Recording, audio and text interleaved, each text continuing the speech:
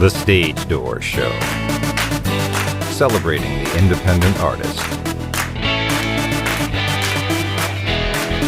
With your host, Dave Hondell. Hi, everyone. Welcome to The Stage Door Show. This is Dave Hondell. Tonight, our guest is a fast-rising star out of Canada, and she's been noticed by some heavy hitters in music. She's not only a singer-songwriter, but she also plays multiple instruments. I'm looking forward for you all to meet her, so let's bring her in now. Jordyn Sugar, welcome to the show. Thank you for having me.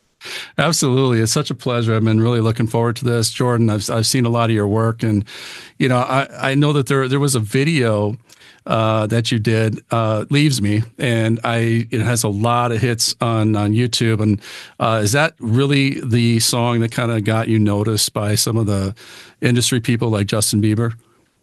So no, I was actually noticed before, and that's kind of how I got to Leaves Me. So I got noticed by JB, and then, which is once in a lifetime, probably the coolest moment of my life. And then through that, I met my manager at the time, Vito Loprano, who produced Celine Dion for many, many years. And and then I started working with him, and then that's when Leaves Me came out. You put your arms around me, but still you're miles away. It's like your heart is closing, and I don't have a say. Now we go back every morning, picking stupid fights with teardrops in our eyes. I hate that I see you lying between the lines. You pull me closer like you're leaving, and it leaves me so down. Don't wanna tell me what you're feeling, but it feels like you're out. I know we've been caught up in the middle, with everything breaking just a little love. Don't pull me closer like you're leaving, 'cause it leaves me so down. You know, talk about Leaves Me, because I love the video, and a lot of that video, for those of you who haven't seen it yet, is like a one shot. Most of it's a one shot. And so my question is, how many takes did it take to do that video, or was it just one take?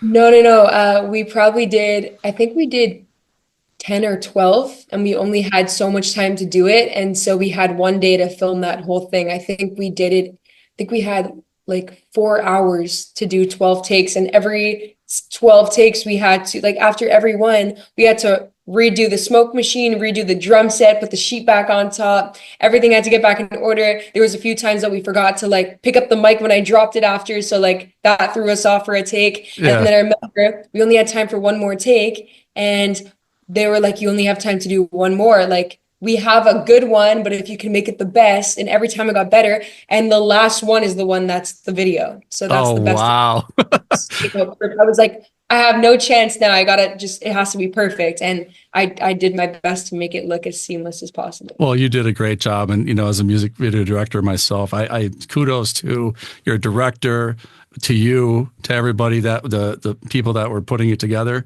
Really, really enjoyed that video. And for those of you that are going to watch it, it's really well done. And there's instruments set up throughout the house that Jordyn plays throughout the video. So I just implore everybody to go watch that video. You have other ones out there too, like, you know, Summer High is a good one as well. My question on that video, where did you shoot that? Because it looked like you were in the forest somewhere. Yeah, I was in South Africa. Really? Yeah. So wow. it's a long and a short story at the same time. So I'm on a show called The Fashion Hero. I was the kids host at the time for a reality TV series called The Fashion Hero, and it's actually hosted by the Backstreet Boy, AJ McLean. That's where we filmed it. When I was there for a week shooting the show, we decided to shoot the music video there too. Well, let's take a step back. Let's start at the beginning. Like, talk about growing up in Canada, and talk about when you really became interested in music. So I understand you played the drums at like 3 years old. So talk about your process throughout growing up, and like, where did you really find your voice? Because I know you played instruments, but where did you find your voice? Yeah, I think my whole life I was so into musicals and so into just singing and anything music related. I would watch, my dad introduced me to music at such a young age, and the drums came, and and then guitar, piano, but mostly the singing came a bit later in my life. I've always sang around the house, but I didn't think I was that good. And I put a lot of effort when I was around 13, 14. I started to put myself, I guess not even put myself out there, but what I did is I started to just understand what I was doing with my voice and how to hit notes a certain way and actually listen for what sounded good versus what didn't. So I would listen to a lot of Justin Bieber and a lot of pop music, especially Justin. And I just start imitating that sound of how does he do that note? And I would listen to it over and over and then imitate it with my voice until it was almost perfect.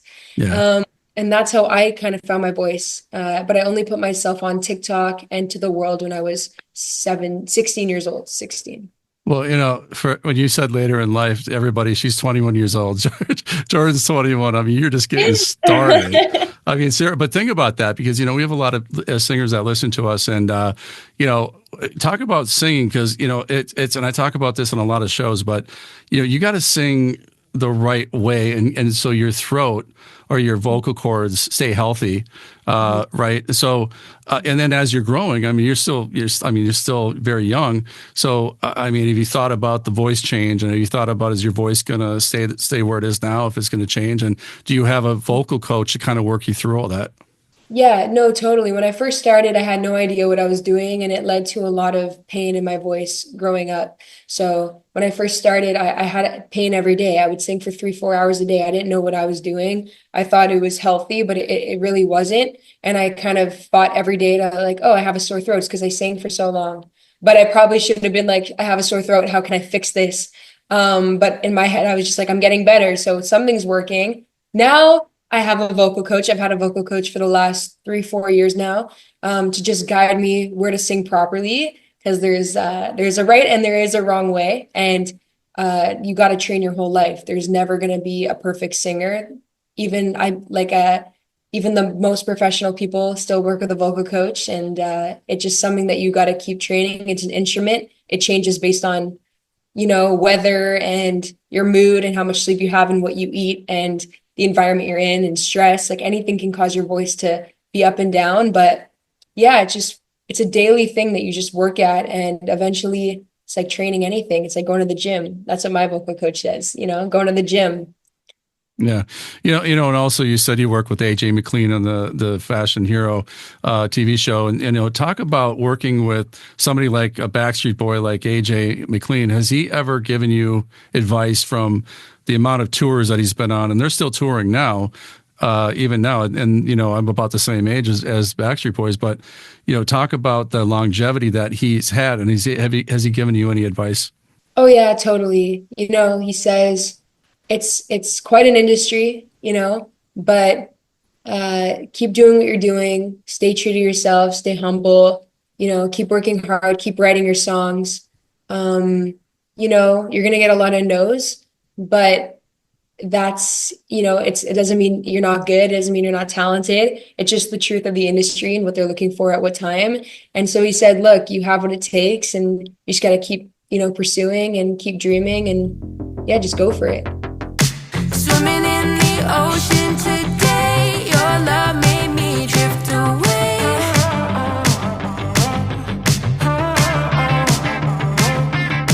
Took melatonin 1, 2, and 3. Pills don't work, you're haunting me.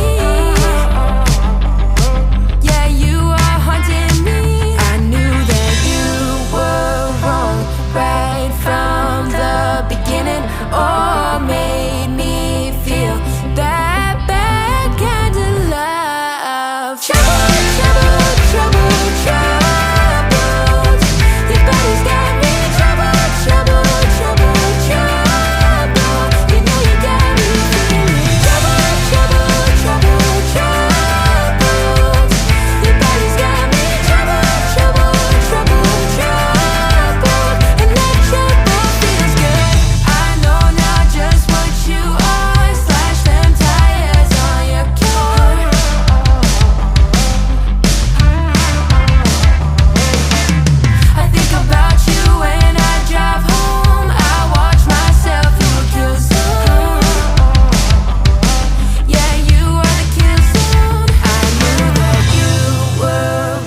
How do you stay grounded? Because I know, like I said, you're 21.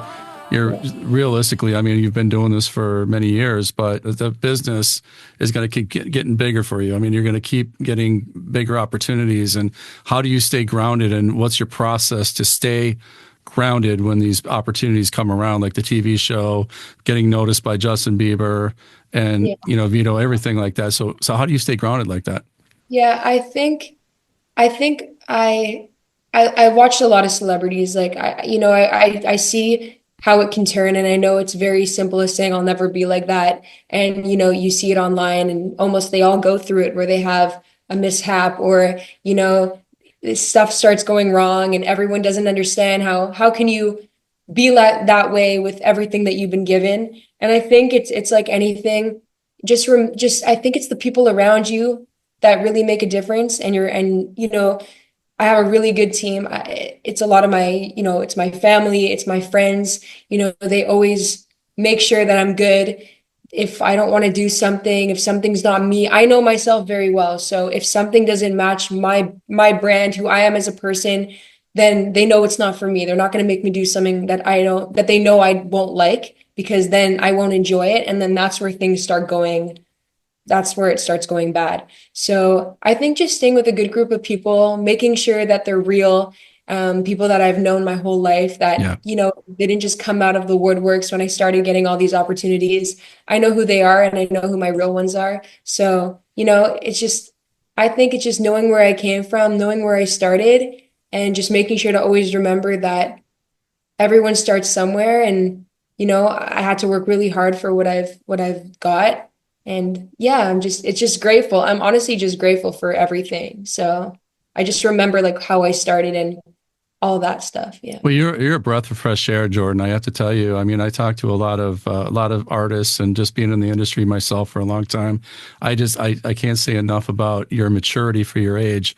So don't ever stop being the way you are, because it's going to get you a long way in this industry. Being humble like that and grounded. And speaking of that, I saw on your website, one of the things that really caught my eye was that you refuse to conform either in music or your image. And I think that's powerful, because I think, especially in the social media age right now, there's a lot of people that think they have to look a certain way or be a certain way, especially as artists. And I think rebelling against that, I think, is going to get you further than to conforming to something what a producer wants you to do, or what what a label wants you to do. So talk about that, and where did you get that power and that strength from? Yeah, I just think my whole life I've always known who I was. Again, I was always, I hate saying the word outsider, because I feel like it's just it's not true, but it kind of was. I was the only girl that would play basketball with the guys, or any sport. I was always the athlete, the tomboy. I hated wearing dresses. I didn't really like makeup. Like now I kind of have to, but because I've transformed myself into loving it. I don't just do it because I have to. I do it because I learned, how can I do my makeup that I'm going to love it? How do I do my hair that I'm going to love it? So I learned to like these things. And I was always the drummer, and just, so I never was just, oh, this is what society tells a girl to be, I'm going to be that way. I was like, no, I'm going to be whatever I want to be, and life will go on, and people who like me are going to like me, and people who won't. And, if you don't like the way I am, like, okay, it's not going to affect, I'm just going to keep doing me, and I'm going to find my people, and that's okay. What you're saying right now is very healthy for all of our listeners. Just be yourself. And so that's a very healthy way of looking at things like that. And, talk about the business, getting transitioned into the business here, because the music business is just that. It's a business. And when people, get into music, I think they can get eaten alive if they're not careful. So talk about being a business person, because you're very young, but I can tell you understand the business of music because of who you surround yourself with, I think is number one. But talk about being a business person and understanding, like branding, just your website alone, your branding of your name is brilliant. I mean, how you have your name on your website. So everybody's got to check it out, JordynSugar.com, and JORDYN JordynSugar.com. Check out her branding because it's fantastic. So talk about the business piece of it and the branding and the marketing. Yeah, so my whole story and everything I've done is honestly comprised of, like, I want to say two words, and then we put them together to make it kind of our trademark, called Empowered Pop. So Empowered Pop is my brand.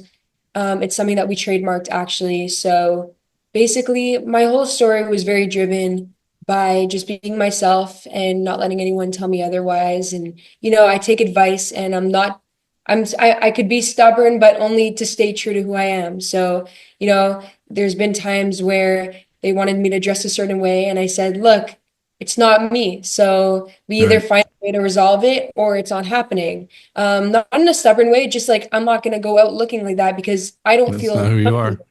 Right. So I always made sure to be 100% comfortable when I get on stage. If you're not 100% comfortable, your show's not going to be good because people won't buy it if you're not totally yourself or happy. So I've learned that. So my Empowered Pop message is basically empowering people to do what they want and get what they want out of life, because it's too short to be afraid of putting yourself out there. Like I was petrified to put myself online singing because I didn't think I was good enough. And then 3 months later, I was on Justin Bieber's Instagram story. So it's like, if I can give my message, think about how many opportunities are missed in this world because people that have so much talent or so much or so much to offer to this world is just scared to, like, do it. Imagine how much more we can have in this world if everyone just was them and kind of did them. Yeah. So my message is Empowered Pop. I will empower you through my music and through my message to get what you want out of life. You call me again. You got too used to coming over, wondering where I've been, why I'm giving you the cold shoulder. It don't make no sense. No, I shouldn't even bother, but still I do. You played me. I guess it was easy for you to call to my friends asking if I'm alright. I acted like you cared just to mess with my mind. Guess you didn't have the decency to ask me how I really feel. Now you're with her and it happened so fast. Guess whatever we had wasn't made to last. Guess you didn't have the decency to not make a fool of me. I blame myself, thought I knew you but I didn't. I still wish you will. All let karma be the villain when you're in her bed. I hope you think of what you're missing, 'cause still I do.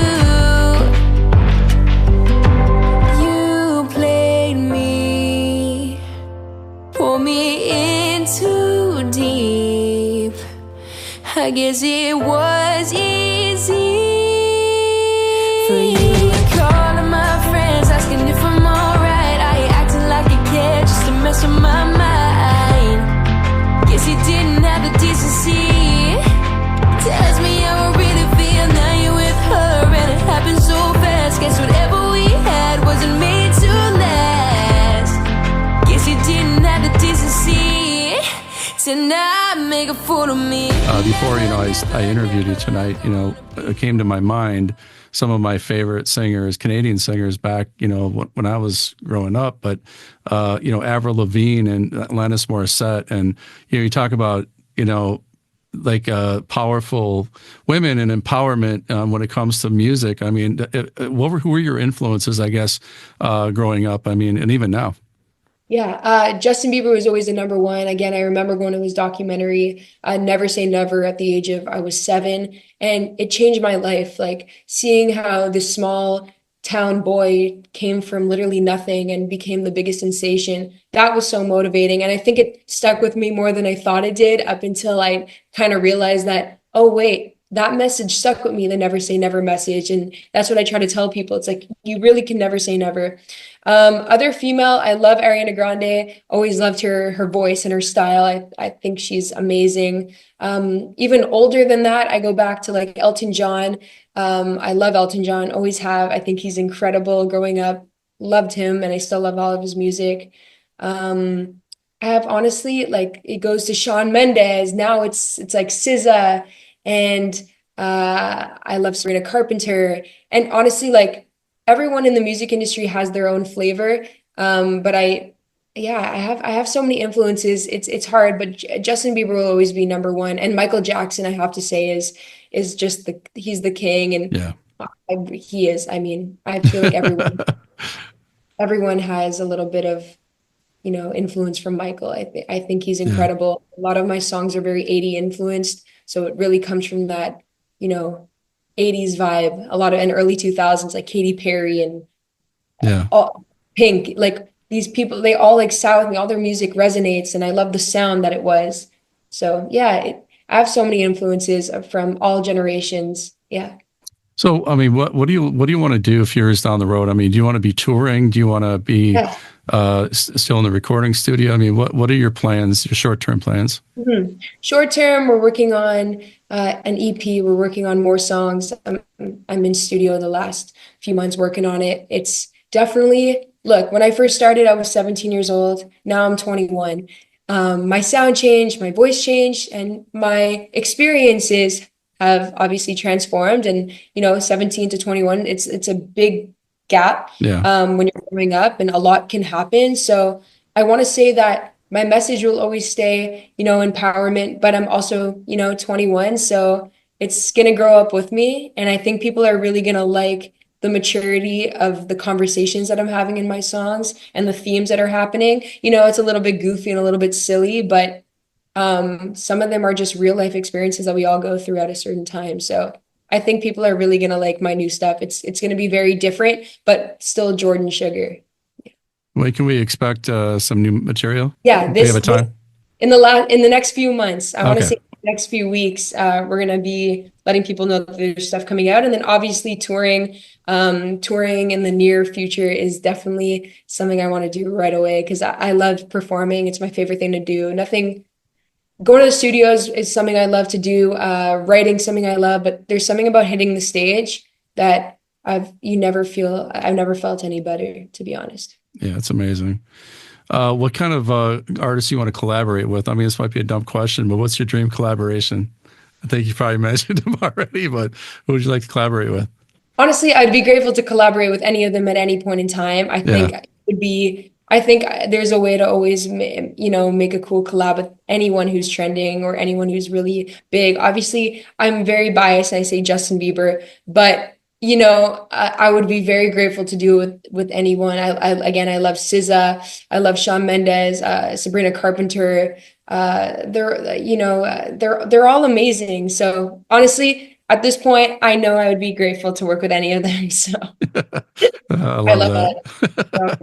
Yeah, They're all anybody would be great, right? I mean, and then also, what kind of advice would you have for somebody that's just getting started, like, the 17-year-old you that's out there, maybe just graduating from high school, wants to go into like an arts college, or even, tour or record. What kind of advice would you give somebody that's just getting started? Yeah, I would say, look, it's not easy. You're gonna get a lot of mixed reviews along the way. It's never gonna be all sunshine. It's not what you see on social media. Half of social media isn't real anyways. You think it is, it's not. It's just the way Right. it's portrayed. So don't think that you're any less than somebody because you're not able to do something. That's something I struggled with. I'm like, I'm not as good as them, therefore I suck. And it's like, wait, no, you're just different, and people are gonna like that. So never think that you're less because of what you see. Just keep creating your sound and your image and who you are as a person, and everything else will come around you. If you put yourself out there, that's the best way to get attention. If you're not going to put yourself out there, if you're scared of social media, scared of what your friends are going to say, but your family might say, of how people at school might look at you, then you got to really think, how can I just do it? Because it's your life that you're going to waste doing something you don't want to really do when you could have had the chance to do it. And you're young, so go for it. You know? Yeah. Everybody has Facebook. Everybody has, social media, even if they're not an artist. And, sometimes when somebody puts something negative, there could be like 20 positive messages, and that one negative message will stick with somebody. And as an artist, I mean, you're not, like you said, you're not always going to please everybody, but some people just can't help themselves and they have to write something negative. So, how do you handle that? And is it something you can just kind of let roll off of your shoulders and kind of move forward and just kind of dismiss that? I mean, how does that affect you when you see something like, or maybe you haven't seen that yet, but I mean, if that ever happens, how would you handle that? Something that I like to do is look at my influences. So a very, we always bring up Justin Bieber, but it's really true. Like if you go to his #1 song, Baby, on YouTube, he has more thumbs down than thumbs up. And so that's like the biggest motivator. I'm like, how is it possible that the biggest artist in the world with the almost biggest song that everyone knows is getting more dislikes than likes? He's doing something right. So in my head, it's like you get one negative comment, you're doing something right. Because that means that people are jealous or people are just not liking that you're getting the love and that they might not be getting. One negative comment ain't going to do nothing. And they're probably just sitting there really depressed about their own life because they want to be a singer and they're not doing anything about it. Yep, that's right. Insecurities, right? And that's the first thing that comes to my mind is somebody that's insecure would do that. But this is a question I like to ask artists, even people that have been around for a long time. But is there a dream venue out there? Is there a venue that you just sit back and dream about playing? I mean, what would that venue be? MSG. Okay. That was my second home for a long time.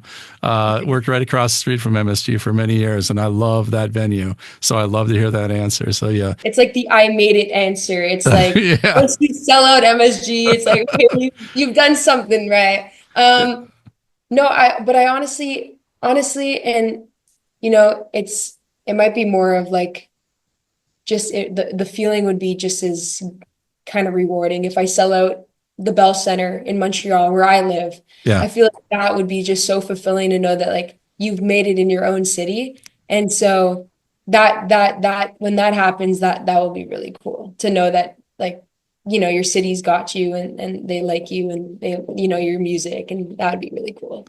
Yeah, and Montreal is a beautiful city, and I have a lot of friends up in Montreal. Love that city.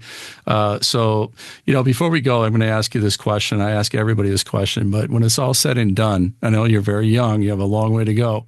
But what do you want your legacy to be? What do you want to leave behind to your fans when it's all over with? Yeah, I want to leave that I did what I loved, and, I wrote music that I wanted to write, and I wrote for not just me, but my audience and my listeners and for the whole world to just relate to it. So I guess I leave that I did what I love, and I hope that you do the same, because you can do great things when you really put your passion and your mind to something. So yeah. That's amazing. Just my best to you, Jordyn, and I can't wait to have you back, hopefully someday. And you're always welcome back on this show. I interview very few people that have the maturity that you do in this business, and how young you are. That's just refreshing, like I said earlier. So just keep doing what you're doing. You're doing amazing. You have a great team of people around you, and just the sky's the limit for you. So thank you for joining me tonight and taking the time, and wish you nothing but the best. Thank you so much for having me. I really appreciate it. Thank you.